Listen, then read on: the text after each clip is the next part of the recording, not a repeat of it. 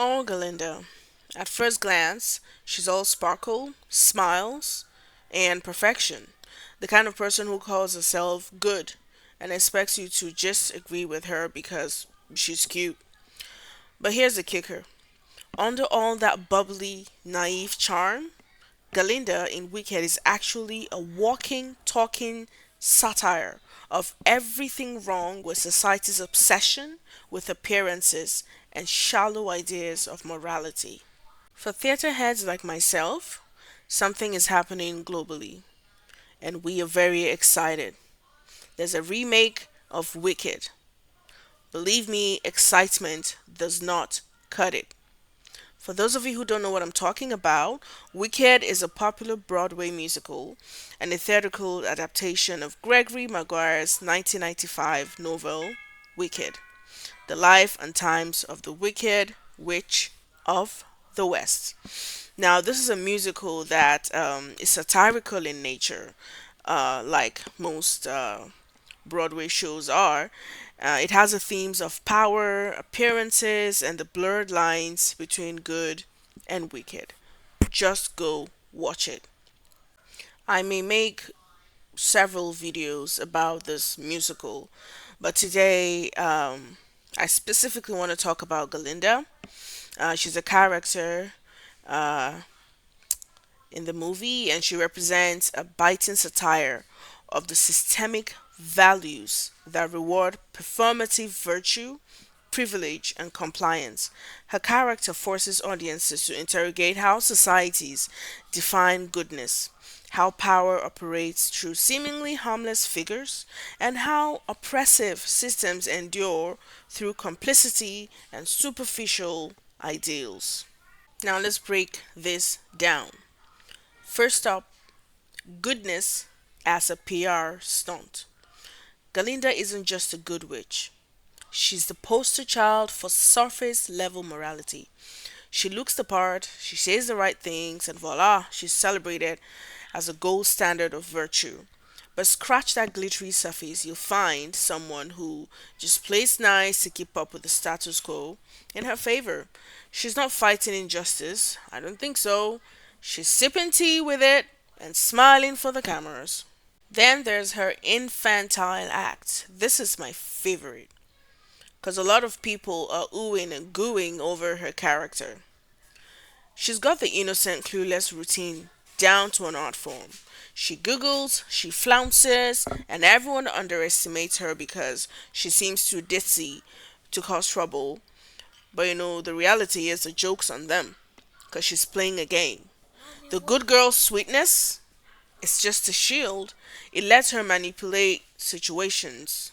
She mocks Elphaba into an outcast and still gets away with it saying, oh, but it was just a joke.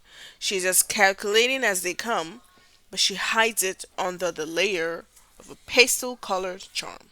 For those of you who've seen the movie, and also those of you who are able to read between the lines, there was so much to pick up on when it comes to the character of Galinda. You know, um, she acted like she wasn't aware of most of the things that she was doing. But this lady understood the ploys of society. She understood conventionality. She understood that she was from a pedigree that was respected, and she used that as a tool to just get by and get ahead of a lot of people. She had an assumption that she was better than everybody else, and she actually said things in that regard. And I'm going to pick at them very quickly. Remember when she met Elpaba the first time? There was just an assumption, a savior mentality that she was going to fix her problem, as she's studying at the Sheets University.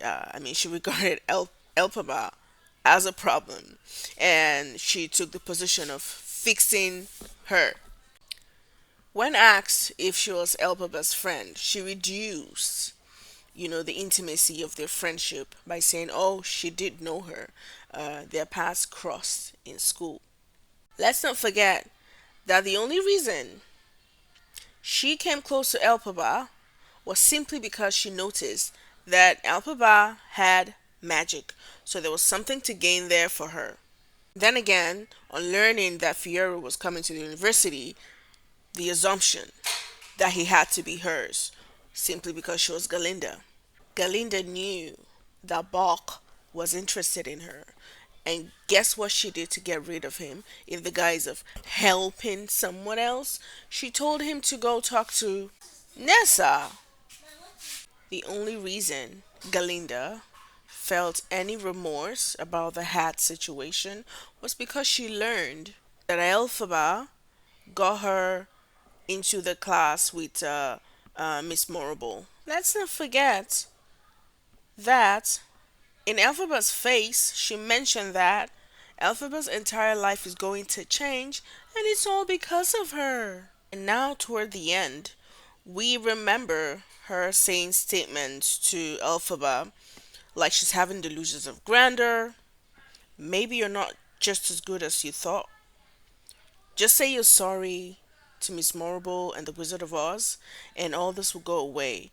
Now, all these statements don't come from people who truly support us and who truly believe that we have any worth. Before I forget, do you remember when Galinda was complaining to Elphaba that Fioru's attention has been transfixed on Professor Dilliman's plight? She was so enraged that the prince was not giving her any attention, and immediately he comes around. She decides to change her name from Galinda to Glinda to show the outrage of what was happening to the animals. Imagine that. Now, in the end, when Elphaba flies away, she asks Galinda to come with her because they can do more together. Guess what Galinda did? Of course, she said no. This good witch in coats had to pass on the opportunity to do good. She was too comfortable. She knew that she had it good in life and she was not about to give that up for the painful, ugly process of effecting positive change. So good witch, huh? Now let's go back to the third point of this whole video. The first was, goodness as a PR stunt. The second was her infantile act, which is my favorite. And the third now is privilege. Galinda's whole existence at Shears University is a masterclass in privilege compliance. She rises to the top not because she's brave or talented, but because she knows how to look the part and play by the rules. Society loves people like Galinda, pleasant, non threatening, and most importantly, willing to not rock the boat. Meanwhile, Elphaba, the one who dares to question the system, she's tossed to the wolves. Number four, femininity as a weapon. Galinda's all about the performance of ideal femininity. Innocent, beautiful, playful. But this isn't just her vibe, it's her superpower. Society eats it up, and she knows it. She weaponizes these traits to gain influence while conveniently erasing the fact that she's also ambitious and manipulative. Society doesn't expect power from someone this sweet, which makes her twice as dangerous. Don't forget complicity. Galinda isn't evil. I mean, she'd never accept that she's evil, but she's plenty complicit. She lets Elphaba take the fall, mocks her without a second thought, and reinforces the hierarchies that benefit her. It's a perfect little satire of how oppressive systems need scapegoats and bystanders to survive.